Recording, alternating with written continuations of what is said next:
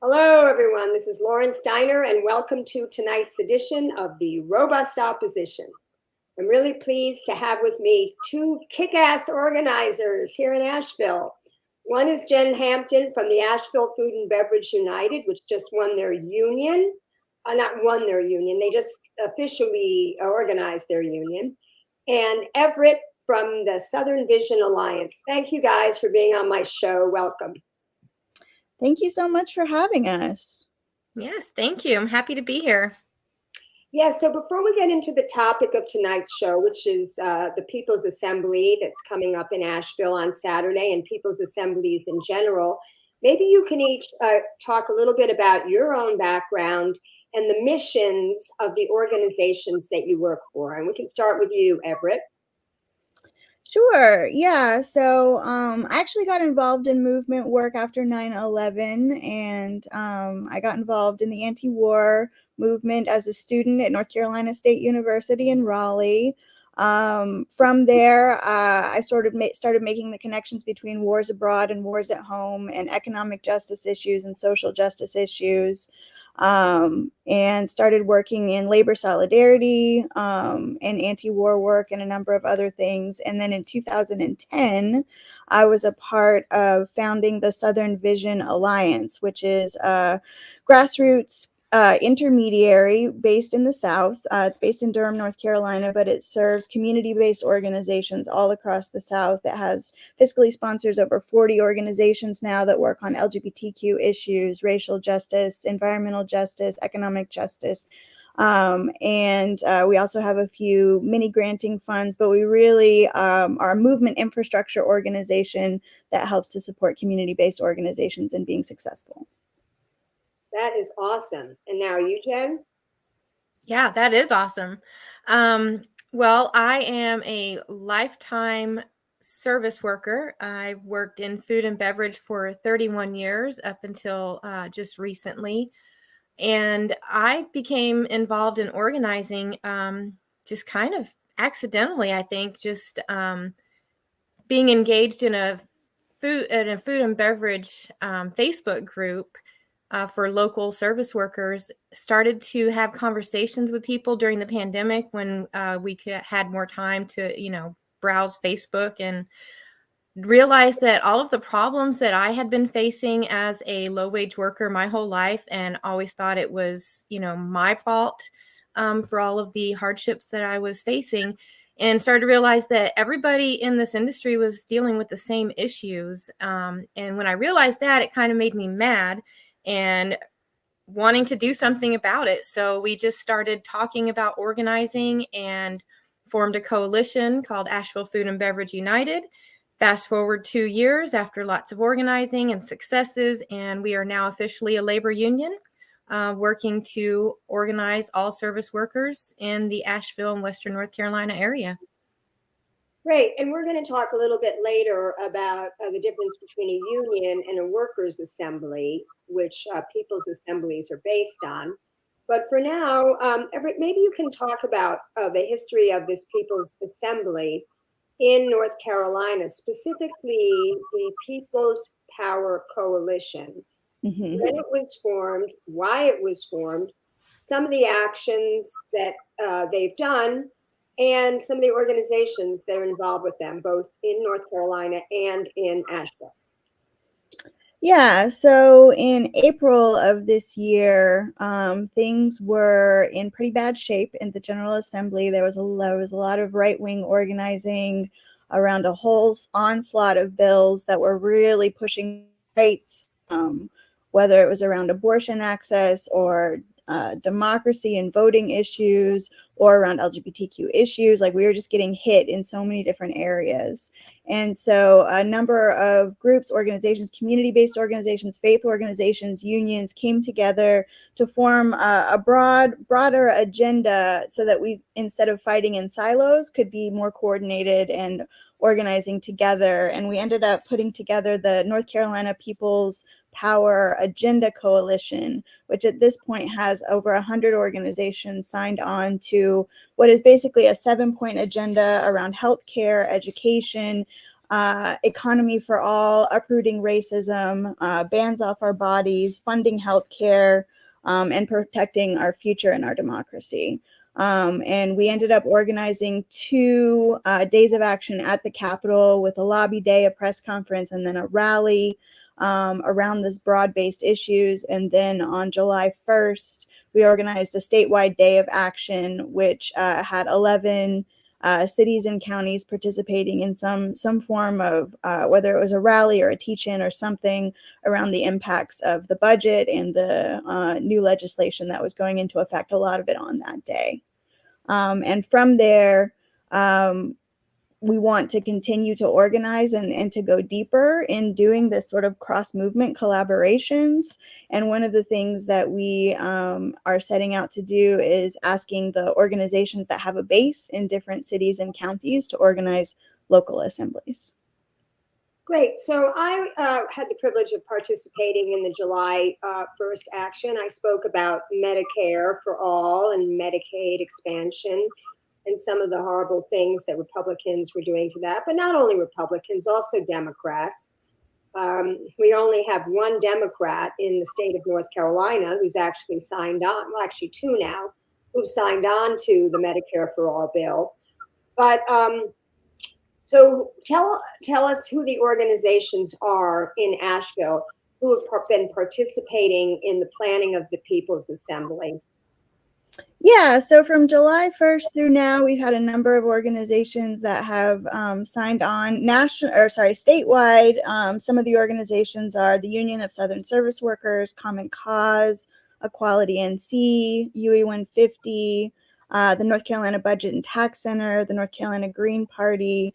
You can go to ncpeoplespower.org, and there's a full list of all of the endorsing organizations. And then here in Asheville, some of the organizations that signed on to the coalition include the Asheville Food and Beverage United, Southern Workers Assembly, which is, AFBU is a member of, DSA of Asheville, PSL of the Carolinas, the Unitarian Church, Indivisible, the Racial Justice Coalition, and I've probably forgotten a couple. Yeah, well, it's a very large list. Do you have any idea how many people are going to show up on Saturday? So, it's our first event and people have to set aside a couple hours. And so I think we're going to be really excited if we have 30 to 40 people who commit to being in a room together for a couple hours. Now, let's talk about the process of a People's Assembly. Well, actually, before we talk about the process, what's going to happen on Saturday, let's talk about the philosophy behind it. The way I see it, People's Assembly is like direct democracy, as opposed to representative democracy, where the people decide what their agenda is. And my experience with this was with the Occupy movement some 12 years ago now, where we had general assemblies. And the general assemblies in Los Angeles were very huge. There were several hundred people participating in them. And it becomes very difficult to have everybody's voice heard. I actually kind of preferred Occupy Venice, which was a smaller, neighborhood in Venice Beach, California, where we would have GAs that were maybe 15, 20 people, and everybody really got a chance to be heard. So it's very interesting. In researching the history of direct democracy, I found out that we actually had it in this country back in the 1630s when we were colonies, but it got too unwieldy as more people, moved here and became part of the colonies. And that's when we moved to a representative model. So maybe, Jen, you can talk about how this People's Assembly model works with a related assembly, which is the Workers' Assembly, something that we're maybe more familiar with in North Carolina because we're a right-to-work state. We don't have as many unions. So maybe talk about what is a Workers' Assembly and how that's different from a union. Yeah, sure. So I have the unique position to be facilitating both types of organizations. In addition to leading Asheville Food and Beverage United, which is a union, I also lead the Western North Carolina chapter of the Southern Workers Assembly. And I would say the main difference between the two types of organizing is that union a union is typically focused on one workplace at a time and creating a democratic workplace in a specific location, whereas a workers' assembly is a way for workers to be connected outside of their specific workplace, so that we can create a broader movement of organizing the entire working class, as opposed to just one little place at a time. Because, for anything to change in our society, we've got to really create a sense of solidarity amongst the entire working class. And that's where the workers' assembly really comes in, is to be a type of direct democracy for workers to decide what issues they want to address and how they want to address those issues. Because most of the issues that they're not unique to our workplace. They really are all encompassing across the entire working class. So I feel like that's really the big difference. And how is that organizing going in this area of a big workers' assembly?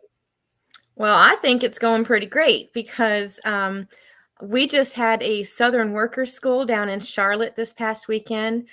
It was incredible. I went to the previous workers' school that they had in April, and I was one of only 2 people from Western North Carolina. And this time we had 10 or 11 people from Western North Carolina. So our branch is really growing. It was because of the Western North Carolina Workers Assembly, I feel like, that Asheville Food and Beverage United was able to develop, because we had the support of the Workers Assembly. So I feel like it is going really well.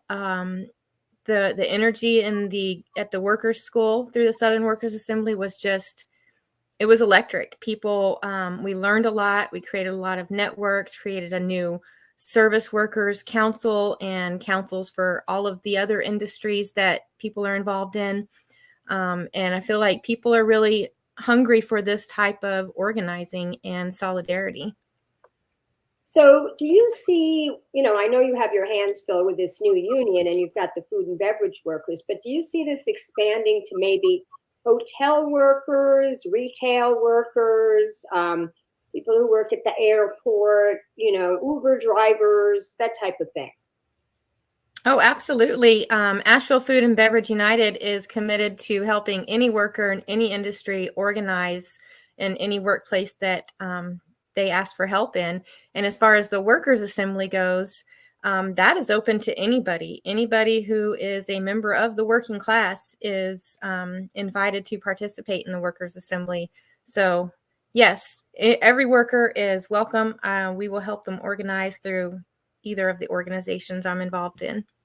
Okay, so when is this workers' assembly that you're talking about that anybody can join? Are they going to actually have a day where there's an assembly in the same way that the People's Assembly is? And how do you see those groups cooperating or maybe even competing? Oh yeah, they don't compete, I don't think. The Western North Carolina chapter of the Workers Assembly meets every first Monday over Zoom at 5:30 p.m. We do have a couple of in-person meetings a year, and the Workers Assembly, before I was facilitating it, like I said before, was really integral in the development of Asheville Food and Beverage United. And that's really what the Workers Assembly does, is they help other labor organizations, organize and be connected with other labor groups. So it really is a collaborative effort. There's no competition there. In fact, I like to use the Workers Assembly as kind of like the educational branch for workers, because that infrastructure is already there in place.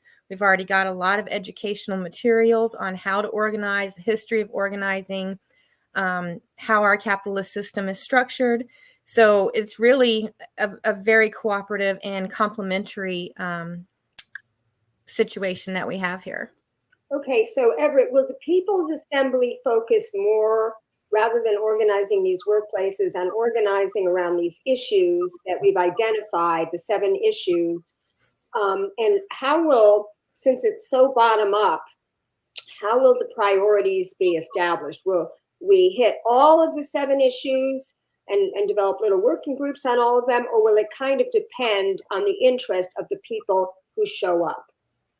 Yeah, that's a really good question. I think for this initial assembly, we are going to create somewhat of a container of putting out the broad sort of 7 areas, but that is a statewide agenda, and this is a local assembly. And so it's going to look a little different in Asheville, depending on the conditions, depending on what it is that people are bringing to the table.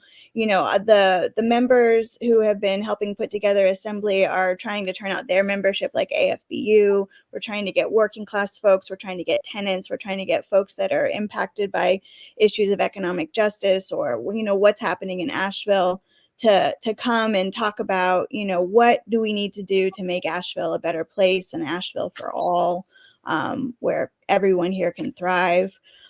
We do have some folks from the nurses union, from the teachers union, from AFBU, some folks who work on housing that are going to be talking a little bit about the conditions in Asheville and some of the organizing that is happening or has been tried in the past, and then open it up for folks to be able to speak on, like, what do they feel like needs to change in Asheville. We're really trying to focus on Asheville, and then we'll have small groups that will really help to hone down where people feel like the priorities should be to focus on for organizing, where we think we can move the dial a little bit in terms of making an impact and making some collective change, and then hopefully start the process of making some decisions. We want to come out with sort of a top 3 agenda for Asheville, and then form some working groups so that people can come together and make some plans for collective action moving forward. And we also don't want to reinvent the wheel. We want to really get a sense of, you know, who's doing what kind of work in Asheville. If there are some campaigns like the reparations campaign that the Racial Justice Coalition is doing, we don't need to, you know, do that over again, but maybe they need some particular support and solidarity that they can bring to the People's Assembly as a request. But really, it's a space where the people who are there are going to be in discussion with each other and make some decisions about setting priorities. Great. Now, I think what you said is very important about not reinventing the wheel. I remember going to a thing in Washington. It was a conference by the Campaign for America's Future, which is like a progressive think tank. And it was in 2008, and it was, you know, Move On had just started, and they were doing, you know, a session on healthcare. And I went in there, and they had their whiteboards, and they had their markers, and they were saying, what ideas do you have for getting healthcare for all? And I remember after people were giving their ideas, I'm like, well, how about we just contact Healthcare for All, which has been working on this for several decades, and we find out what they need and help them. You know, it just seems so intuitive to me that that would be the way you would go rather than reinvent the wheel. But I think they wanted everybody, you know, to have their input, which is of course good, and you should have your input. But, you know, maybe the input is after you've like prioritized what your goals are, maybe the input should be more about like the tactics. Mm-hmm. Because people need to feel invested in what they're going to work on, you know. And I remember when I organized Los Angeles for Bernie, we asked people to say, what can you contribute? Can you table at a farmer's market? Can you do phone banking? Do you want to write a letter to the editor? Would you like to speak to different groups? You know, I think if people, especially if they're being asked to volunteer, they need to do something that they feel comfortable with. So I think that's really good. Now, Everett, you're prepared to talk a little bit about direct democracy and where this has been tried before. So I'd like you to give a little bit of background to people about that. Yeah, I feel like assemblies have been tried in various forms, you know, for, you know, not decades, but really centuries. There have been experiments in direct democracy. There have been experiments in more collective living. And I think as we have modernized, there's been a trend towards representative democracy or other forms of, and the way that we're heading right now, you know, maybe more on the edge of authoritarianism. And so the what we have is people power, and what we need to do is get folks together to be able to analyze the situation and look at past models. So one of the models that really inspires the People's Assembly that we are trying is Jackson, Mississippi. And starting in 2005, 2006, they started this plan of doing really localized assemblies, and they were able to engage hundreds, if not thousands, of residents over the course of many years in very local assemblies, neighborhood by neighborhood, to really like cull, what are the issues that people are facing? How can we act together? How can we organize together to make a difference? And it ended up, they came up with the Jackson Plan. And a lot of places like Porto Alegre and Brazil and other places have had assemblies where they've come up with some plans of action together, whether it's around like a people's budgeting process or other campaigns. The thing that like typifies a People's Assembly is that it is a gathering of people in a space that has a democratic character to it, where folks can bring the issues, that we can analyze the situation together, and that we can then come up with like calls for action or plans for action together. I'd say that also a big inspiration are the social forums. There's US social forums, there's world social forums, there's regional social forums. I was able to go to the US social forum in Atlanta some years ago. That was really inspiring, where it brings people also together across different issues to try and figure out like what are the root causes that people are dealing with, and how can folks come together in a more coordinated way to make plans and to take action together. Yeah, and they still do direct democracy in the New England town meeting. I remember back in the early 80s, I was the program director for a local cable access station there, and we would cover the town meeting every spring, and it occurred over a few days, and everybody got a chance to participate. But I think it's also considered that the referendum and the ballot initiative, which we actually don't have here in North Carolina, is supposedly a way to have direct democracy. But the problem with that is, as I've seen it work in California, anytime we the people have managed to get a ballot initiative, it always gets co-opted by the wealthy interests that we're trying to fight. You can take something like GMO labeling, for example. We weren't even trying to ban GMOs. We were just trying to label it. And in the beginning, it told very well. Everybody wanted to see GMO labeling.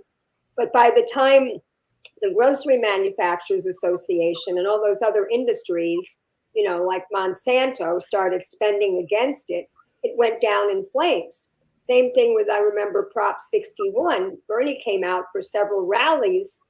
This was during his campaign when we were trying to get, to be able to negotiate with the drug companies for state-run medical programs. So it wasn't even everybody's prescription drugs. It was just the ones that went through state programs.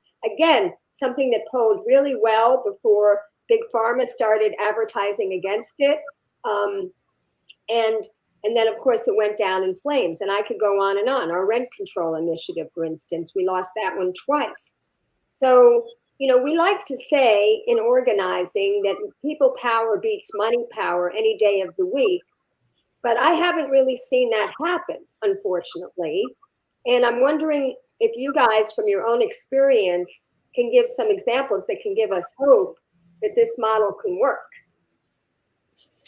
Yeah, I mean, I can give it a shot. I'll have Jen, give some examples too. I think that it's a constant battle. I think it's, democracy is an ongoing process. It's not a vote one day, one and done, like we kind of tend towards in the US. And, we live under a capitalist system where people are working 2-3 jobs, supporting families. And so the ability of folks to engage often falls to folks who have, more time, more ability to, be supported by a spouse or by wealth to actually the people that are in the General Assembly are some of the richest people, right? And, that's kind of how our system is set up. I will say in Raleigh, they went through a process over a couple of years of forming the People's Budget Coalition, and they really set a series of 3 or 4 priorities for what they wanted to be prioritized in the budget. And this is around the time of the Black Lives Matter movement, when it was really at its height, and they were able to win some significant concessions in the budget for reducing the policing budget, investing more in social need as opposed to social control.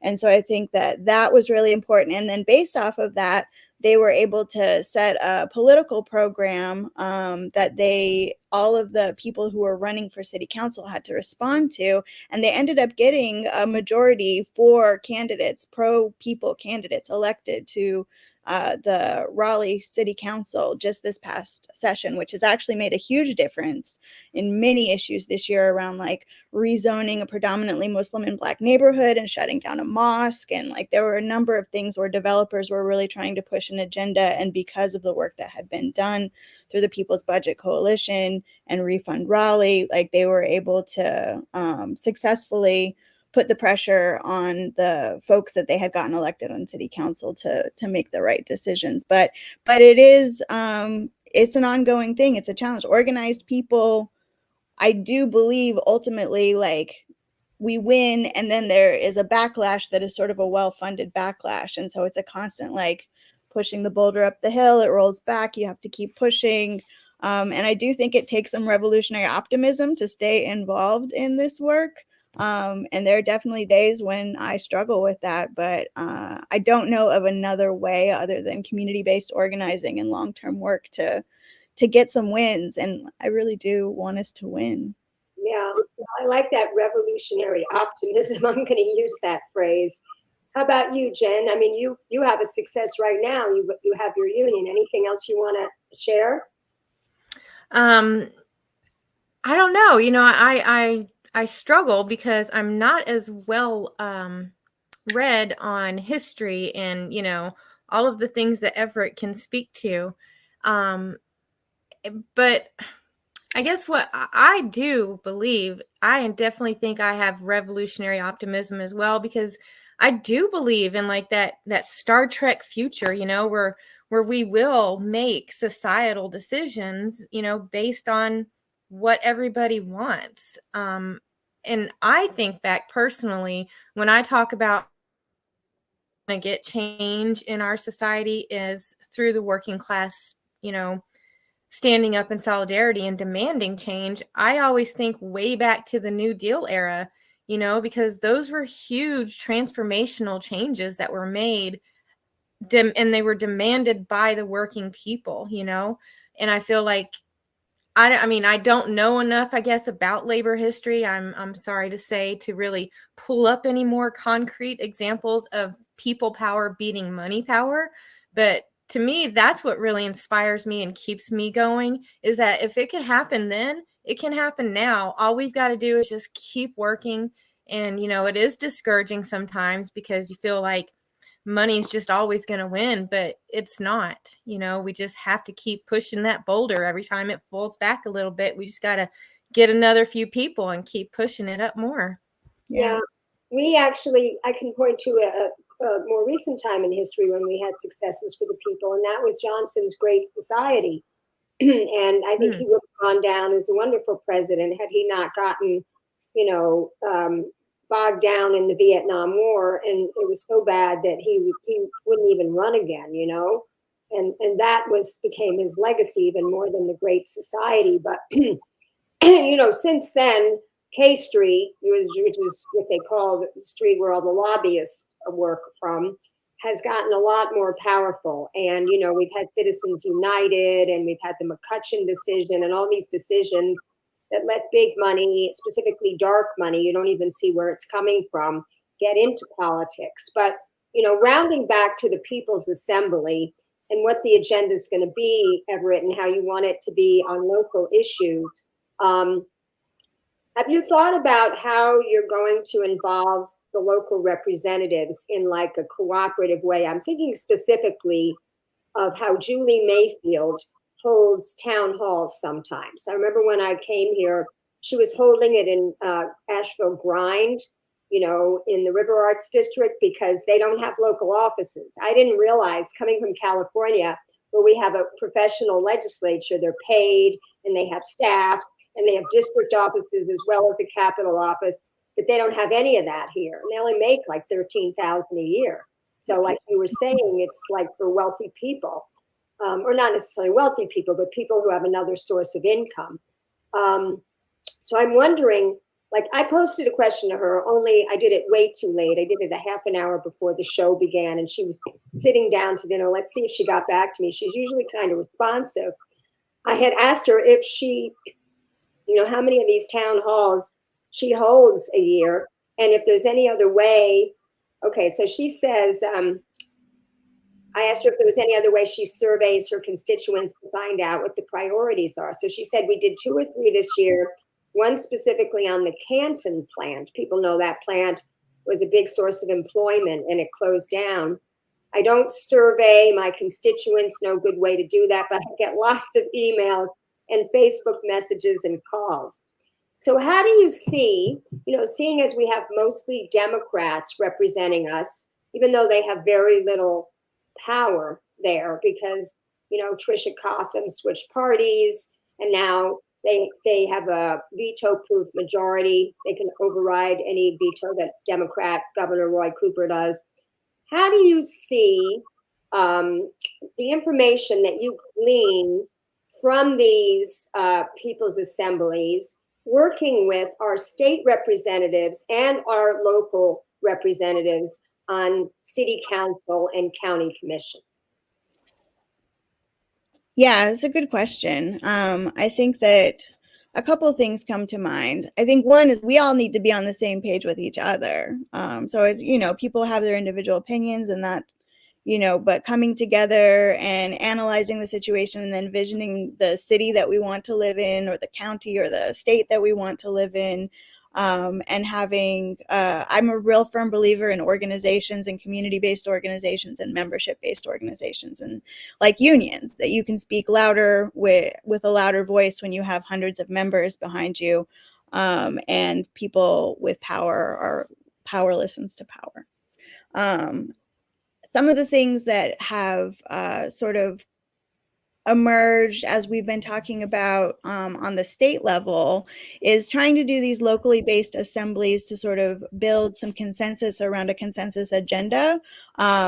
There's the question of like, what do we want to work on here in Asheville? I am assuming that housing and wages are going to be high on the list of what people are going to want to work on. And then there's the question of how does that then translate into state legislation?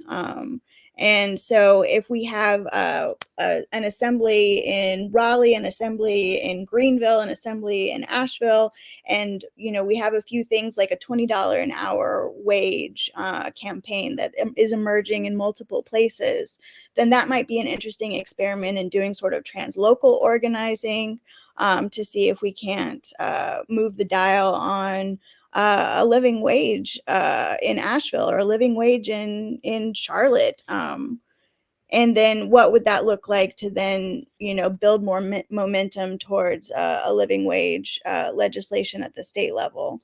Things like that might be possible. Or if we're talking about local budgets, I can see the assembly coming up with some priorities and then really going into like a people's budget process next year when they're going to be passing the budget at the county and the city level again, and really pushing on a few issues like they did in Raleigh to try and make a difference. And I think it would be powerful way to get to move the dial on some of those issues. But I think it would be also more interesting, because this is a statewide coalition, to see if we can't do it in like multiple localities as opposed to just like us out in Asheville kind of doing our thing. Those are just some initial ideas, but I do think people coming to these town halls and speaking with a set of collective talking points that we've come up with together is a strong way of doing things, and putting out some demands. But, going through a process of really determining what those are together. So where do you see, because I mentioned working with elected officials, Democrats, obviously, in Raleigh, to try to get these demands implemented. But if they don't have a majority, then, they're not going to be listened to. Do you talk about, as far as tactics go, and this is a perfect one for a living wage, do you talk about, say, a general strike? Like we look at what the auto workers just did, and they were able to do a very successful campaign with these rolling strikes. So it wasn't like one day where everybody doesn't go to work, but they would pick areas, and the auto companies wouldn't even know where they would be, which plants they were going to strike at. And, we also just had a very successful, California just concluded the Screen Actors Guild, and before that, the Writers Guild with their strike. So is that a tactic that is being talked about if the assembly going through legislation isn't going to work, or going through legislators isn't going to work? Yeah, the question of disruption is high on the agenda. We recognize that business as usual, that the way things are stacked right now, it's that we're not going to be able to win. And so disruption, whether it's, a la Moral Monday style, or whether it is looking at things like general strikes or days of action or days of coordinated action, something needs to happen to disrupt and transform what is happening at the North Carolina Legislature. And continuing to do the same things that we've been doing, the lobby days, the press conferences, those are all important. But I also think that disrupting business as usual is critical, and historically one of the strongest tools we have. Yeah. Now, Jen, we sort of had that during the pandemic when people just didn't want to work for minimum wage, and there is no restaurant in Asheville, I believe, that is paying $7.25 an hour. Because my son works in that industry, and everywhere he went to work, it was $15 an hour, $16 an hour. Now I think he just told me he just got a job and he's making Asheville's living wage, which is, I'm thrilled about, in a restaurant. So wouldn't you say that, maybe that was very effective, but not necessarily organized? It just sort of happened that way?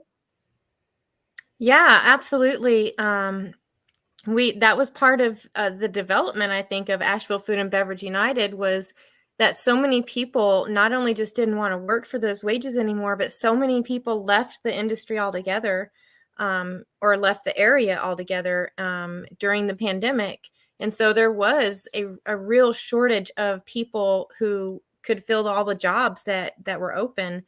And so we started seeing on our private Facebook group jobs being posted, for more and more, because people were just like, no, I'm not working for $12 an hour. Are you serious? And so it really became a workers market during the pandemic. And we started to see that withholding our labor does have a lot of power. And I feel like a lot of the workers in Asheville now really understand that. I hear people all the time when I'm out canvassing, talking to workers, they say it kind of in a joking manner, but it's still there. They're like, when are we going to go on a general strike? We need to just all stop working at the same time. And I'm like, well, we got to build numbers first and strategize, y'all.